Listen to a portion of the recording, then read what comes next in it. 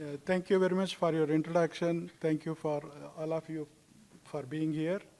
I am a senior project manager at Altex Technologies, and we have done some work on using biochar for growing crops inside the polyhouse or controlled environment agriculture. This work was with the biochar was produced at Altex. John and me are from Altex, and the plant growth trials were conducted at University of Tennessee. Dr. Shawn Hawkins was our partner, and he did grow the crops. And one other crop was grown at International Fertilizer Development Center, that's in Alabama. They have grown another radish for us using our biochar. And we are going to present these results today in this meeting. And in Altex, we have developed a process for making biofuels from biomass. Some pictorial representation of our biofuel process is given here on the top light blue line, which shows our biofuel production process, where the biomass is initially pyrolyzed. When you make when pyrolysis, you get biochar as a co-product. And the gases they're processed in the downstream side, and they're made into biofuel. This biochar is enhanced by absorbing CO2 into the biochar. When the biochar coming out of the reactor, all the minerals will be in the oxide form.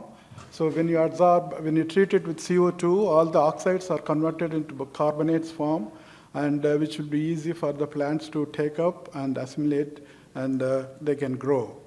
And this, after absorption of CO2, we call it an enhanced biochar.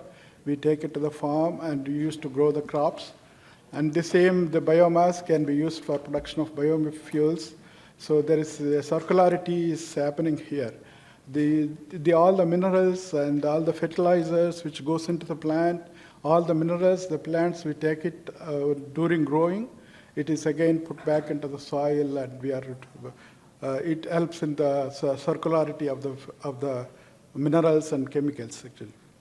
And our objective was to build a biochar process plant of half a ton per day capacity, and we built the system. And the second objective is to enhance the biochar and use it to grow lettuce, poinsettias, and radish inside the polyhouse.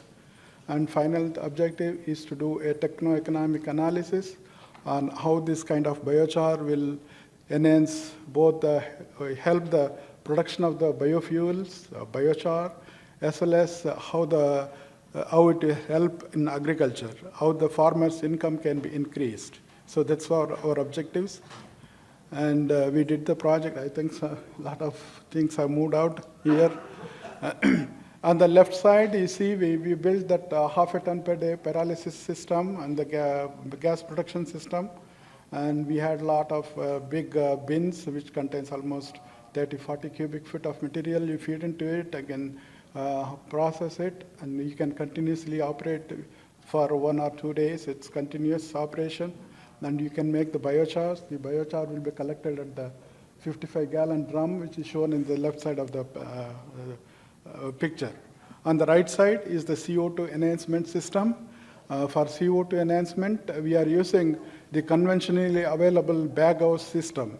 The CO2 is injected along with the biochar into a baghouse, and the biochar is collected on the surface of the bag, and it is collected again. So we bought a small lab-scale system for the baghouse system, and we have installed it. And for production of CO2 or flue gas, we used a condensing type water heater. So the CO2, the flue gas coming from the water heater will be very low in temperature, so we can directly use it, and you can enhance the biochar, and you can send it. We can use it for growing crops. And after making the biochar, both enhanced biochars, we made biochar from wheat straw as well as corn stover. And we sent the samples to the soil testing laboratories, and we measured the NPK content and other mineral content also. But I'm just showing you what is the NPK content in the biochar. All the biochar contain a lot of potassium, so it is a good source of potassium for the plant. And the pH of the biochar, it ranges from 8.1 to 9.6. That is the nature of biochar. All the biochars, most of the biochars, we have high pH. And we measured the OC ratio and HC ratio, which shows that these are all good stability. These are all very important for stability of the biochar in the soil. So it shows that this biochar can be stored in the soil for hundreds of years. So when we sent, we made the biochar first, that shows in the left column, and the right column which shows how we prepared the media. So conventionally, when you're growing media in the potting mix, they use 40% to 60% peat and perlite. So the peat is not good one. It emanates a lot of CO2 while mining it. So we are replacing the peat with different kinds of, different percentages of biochar. The second, when CS means this is const over, 10 means it contains 10% biochar.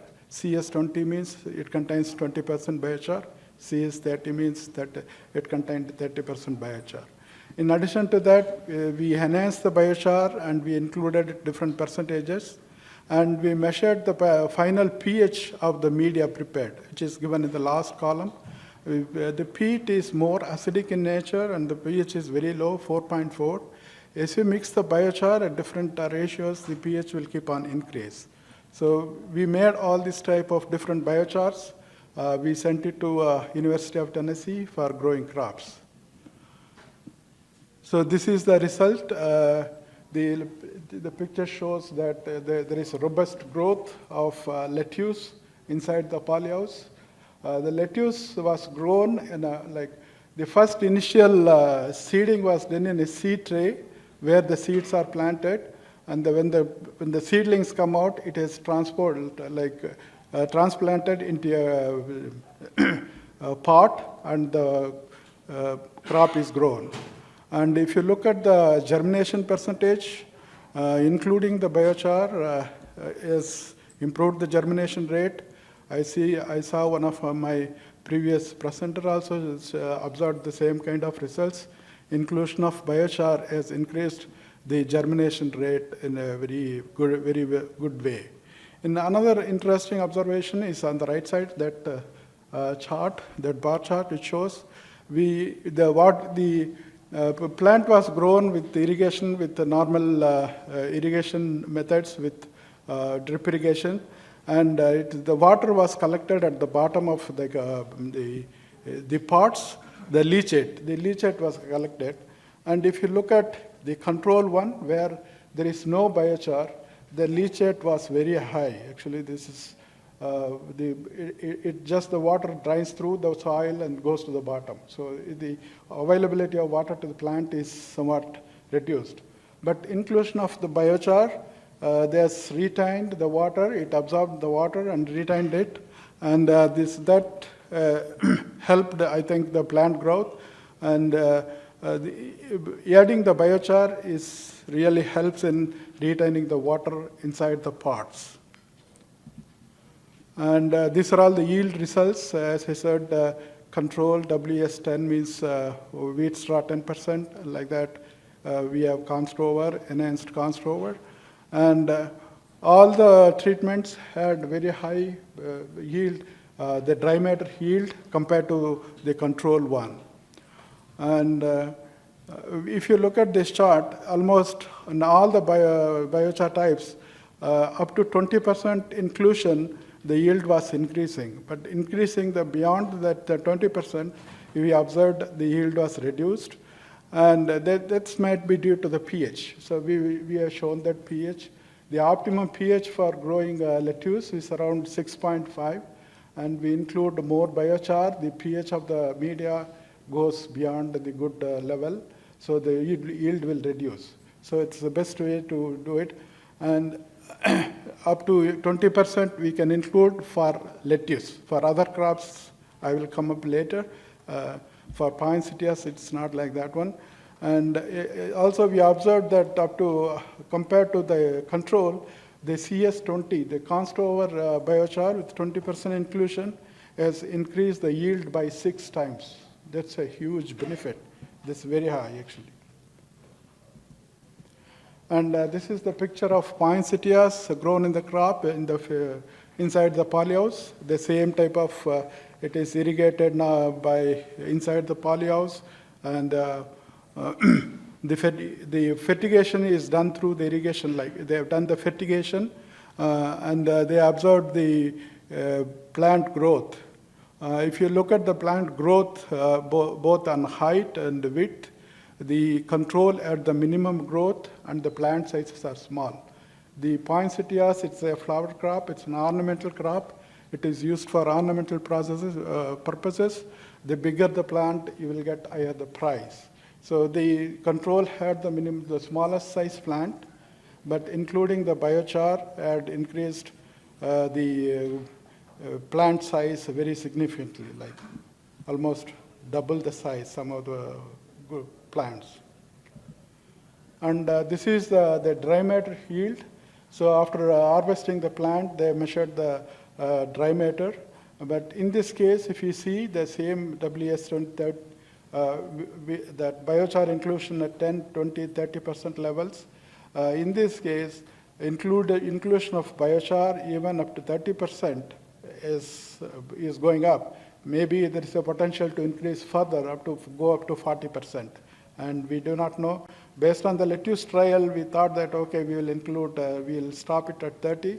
So in this test, we observed that inclusion of the biochar beyond 30% is possible in controlled environment agriculture.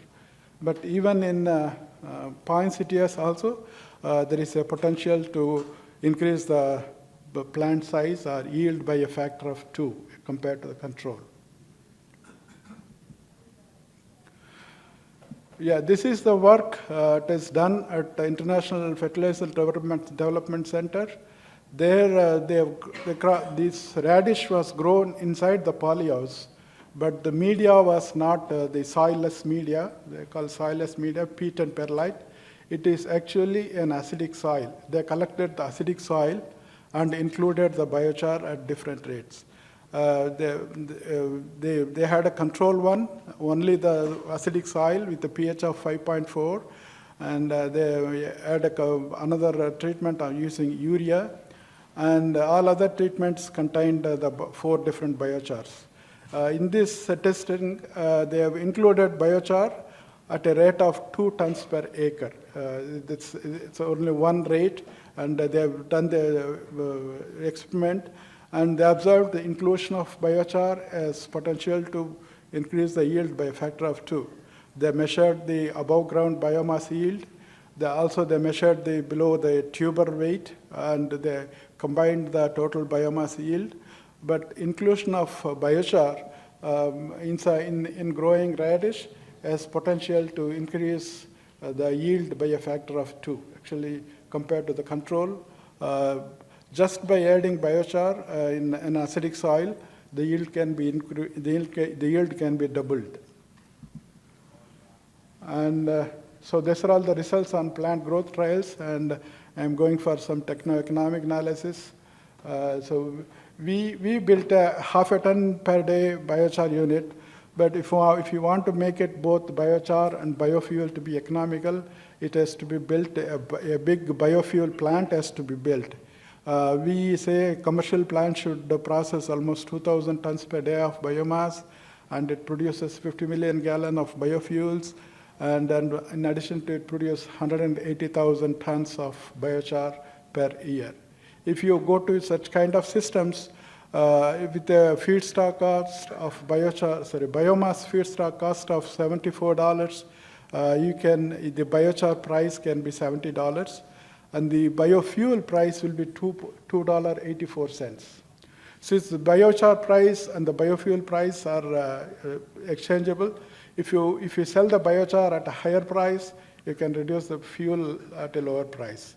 If you sell the biochar at lower price, then the biofuel price will increase.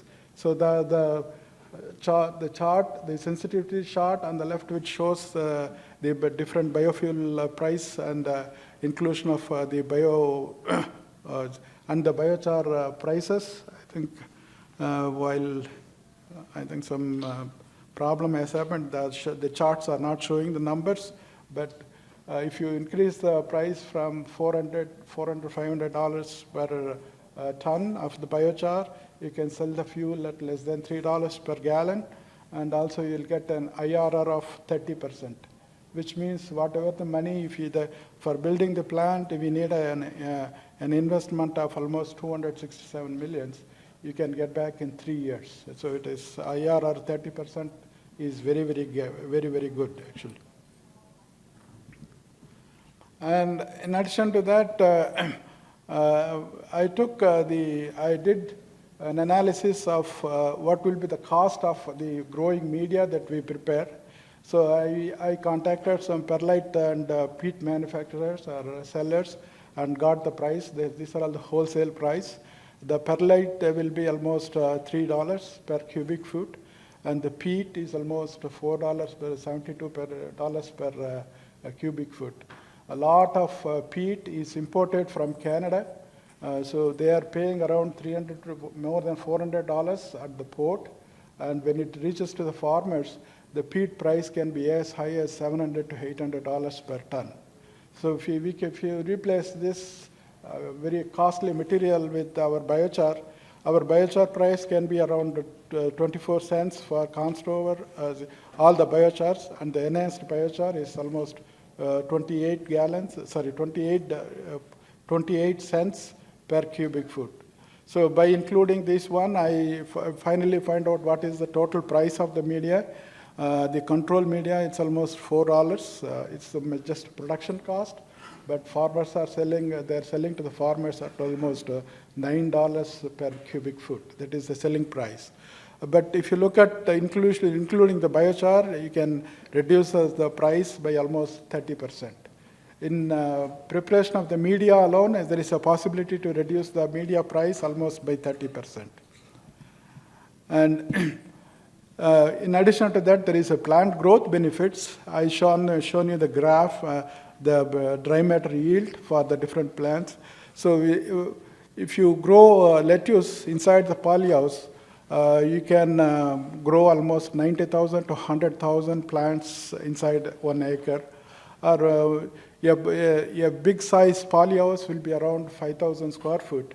And if you are growing lettuce in a 5,000 per square foot polyhouse, you can grow almost 11,500 plants inside the polyhouse. So based on the yield data, the lettuce is a very short duration crop. It is 5 to 6 weeks. You can harvest it. So in that way, if you are growing inside the polyhouse, they are growing it as an industry. They are continuously growing it. You can grow 10 to 12 crops inside the polyhouse. So based on the yield data that we have, if you grow almost 11,500 lettuce inside a polyhouse, you can see how many pounds of lettuce can be grown using the different treatments. In the control, you can get almost only 884 pounds in a 5,000 square foot polyhouse. But in other treatments with maximum one, you can get 5,100 pounds of lettuce inside the polyhouse. And if you assume that the lettuce is sold at $3 per ton, you look at the income. Control, you might get a 5,000 square foot one for one crop. You will get an income of say 2,600. And if you include biochar, there is possibility to get an income of almost 15,000. So in the net, the benefits by including the biochar can be as high as $12,000 for a 5,000 square foot polyhouse. And if you grow 12 crops in a year, it's really huge actually. They are growing it as an industry, and there is a great potential to increase the yield of the income of the farmers. And in the same way, based on the results, we included what will be the net income benefits for radish growth, and as well as the poinsettias crops grown inside the polyhouse, and in this case, we assume that we are selling a radish at $1.40 per pound, and there is a possibility of increase in the income by 23,000, 6,000 to 23,000 in the case of radish. In the case of poinsettias, those are sold based on the size of the plant. If it is, I just made these grades, and actually it is different grades. So based on our things, and it's possible to get almost $100,000 worth of plant in a 5,000 square foot polyhouse. And in addition to that, we made an estimate of how much of carbon is sequestered into the soil. So based on the size of the pot we used, each pot is almost 53 cubic inches, and there will be 11,500 pots inside it. So you will need almost 600,000 cubic inches of the media. And that almost, if you take 30% of biochar, it will be 105 cubic feet of biochar. It's almost half a ton if you take into weight. For growing the crop inside the polyhouse, if you are just preparing a media with 30% biochar, you will need almost half a ton per crop. And there is possibility to grow 12 crops. So it is, yeah. In biochar, if you are putting 0.48 or half a ton per biochar, the carbon credits you will get for 2.6 times the weight of the biochar, because CO2 is converted into CO2 equivalent. So half into 2.6 is that much amount, 1.24 tons CO2 equivalent benefits you will get. But if you get 12 crops in a year, it is 14.8 cubic tons CO2 equivalent. If you assume that you are getting some $125, that's minimum cost for biochar now, it is possible to get almost $2,000 only for the carbon sequestration benefits. If you are getting the carbon, if you are using biochar and you are trying to get carbon credits, it's possible to get almost 2,000 tons per year. And in addition, we did some analysis. Like in US, almost 100,000 acres of polyhouse is used for growing vegetable crops, and another 100,000 acres of polyhouse is used for ornamental crops like flowers and other things. So based on our estimates, if you are replacing those crop with a media containing 30% biochar, you will need 30 million tons of biochar is needed for the ornamental crops, and another 135 million tons of 13 million tons is used for is required for vegetable crops, and almost 2 million tons of biochar is used for is needed for growing ornamental crops. If you look at the record data, US is importing millions and millions of hundreds of millions of tons of peat from Canada. So these prices are now it's going up, and there is a potential to replace that peat with biochar in potting media, and it has a lot of potential there.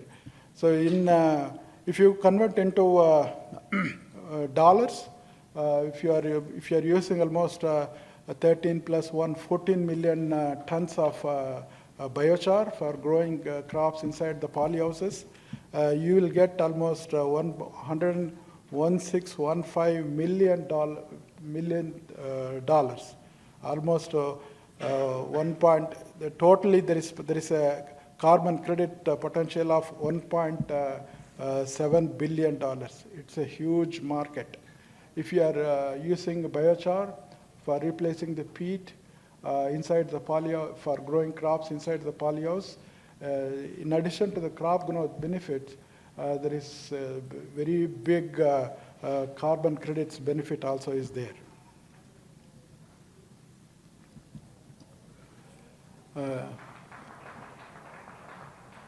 In summary, Altex has developed a system for producing biochar and biofuels with capacity of half a ton per day.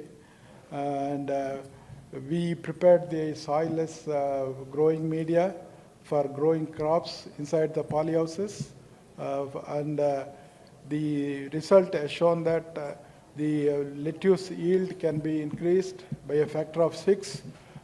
With the radish and poinsettias, the yield can be increased by a factor of 2. The financial benefits of including biochar in preparation of media is both for the media cost can be reduced as well as the yield can be increased, and there is great financial benefit of using biochar in growing crops inside the polyhouses.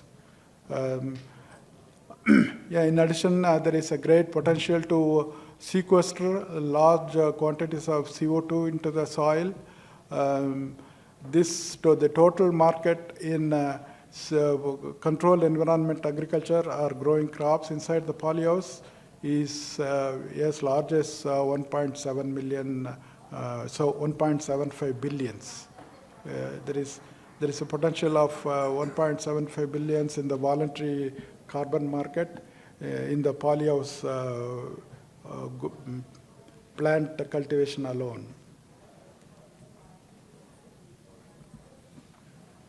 I think this is me. My name is Nehru. I have included my LinkedIn invite there. And if you want to contact John Kelly, there is a link there. And I included a small survey form. You can just scan it. And if you send your questions or if you need any additional information on what we are doing or any question about, not only about our biochar technologies and even the other technologies developed by Altex, we assure you that we will return very promptly. Like, it's a survey form. You can just scan it and then fill up the form, and then we will reply to you. Yeah, thank you. This is all I have, and I am open to questions if you have any.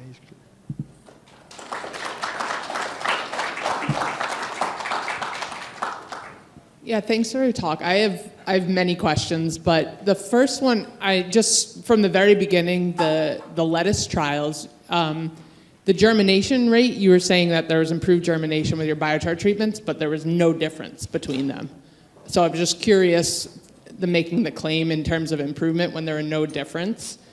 And second, for some of your other potting trials, how many replications did you include within these studies? Because there are no error bars on there, so I don't know any of the variability. Yeah, this work was done at University of Tennessee. We had the error bars. I have not included it. Maybe I will send it to you later. We have publications too. I think they have 4 or 5 replications for each part, each treatment. And the germination percentage, and initially when we started the experiment, they say it is no harm. We have to see that there is no harm to this by including the biochar in there. But actually we observed, if you look at the control, it is only 0.79. So the germination rate, I think they measured it in every day, I think for a month or so. So I think it was there in the seeding tray for 15 days or exactly, I don't know. Okay. Every day they measured it, and I included for only 1 day. But in total,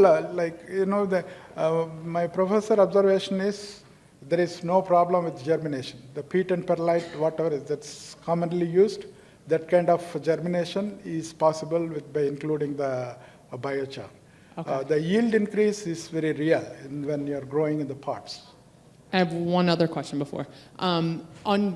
When you're calculating your carbon sequestration at the end, are you factoring in how you dispose of the soilless media? Or I've never heard of obtaining carbon credits within the floriculture market. So I'm just curious how you factored in maintaining those carbon credits or carbon sequestration long-term in soilless media?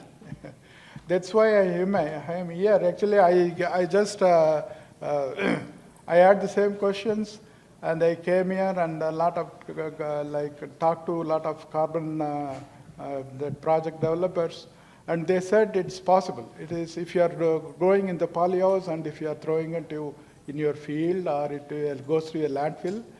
Even then, in that case, the end use is already done, and you are growing it.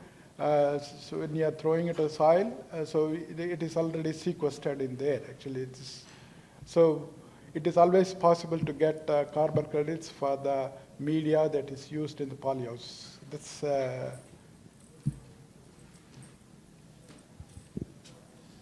Okay, just a quick question, actually, regarding the control soil, peat perlite, and you were kind of showing the wet out and stuff like that, the drainage. Was the University of Tennessee trial actually, did the peat perlite contain like lime? Was it just a pH and also wetting agent to help with the moisture control? Yeah, that's right.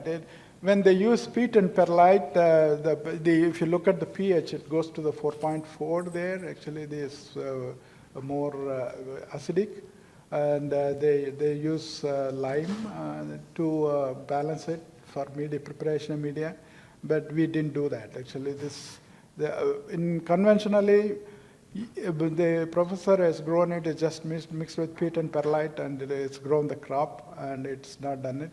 But actually, as you said, it has to be compared with one which is amended with some like lime or anything, and this yield. If you look at that one, I think I'm very sure it will be a higher yield, but because it contains a lot of NPK, it's in addition to that, the nitrogen, phosphorus, and potassium, and even on micronutrients also there.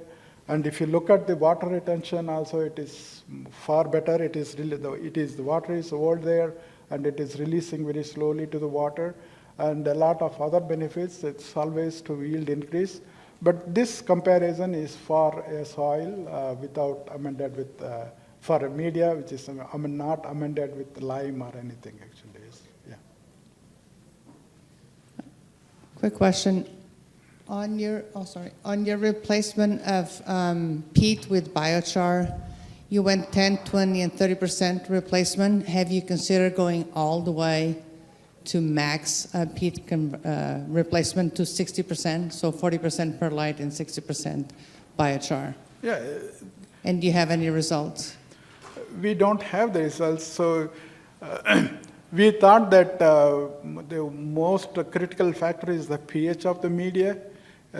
For robust, like for optimum pH for growing lettuce is around 6.5, but our biochar has a pH of 8.1 and 9.6. Perlite is neutral. I think it is just rocks and it's broken down or whatever it is thing, and it is neutral. But if you add biochar in it, the pH level will be not right. Then you have to adjust with some other amendment and then bring it to the pH to the optimum level, 6.5.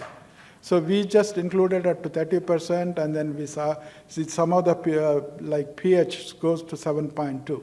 So that's why if you're including biochar more than 20%, that if you go to 30%, for optimum biochar, the optimum the media pH goes above the 6.5, and in that case the plant yield is reduced. Thank you. So if you are including more, then the pH will be more, and the yield will reduce actually.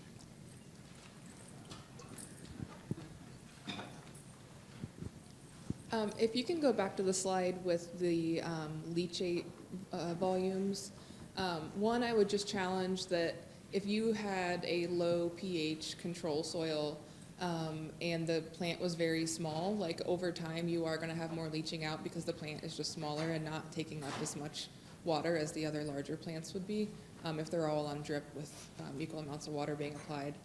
But then also you say it reduces water needs. But because you're getting less water leaching out, doesn't that mean that they're using more water and having less left over to be leached out the bottom? Yeah.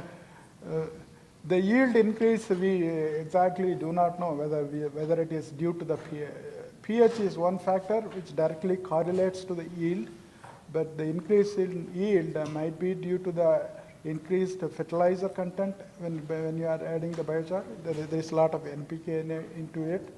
And in addition to this water release characteristics.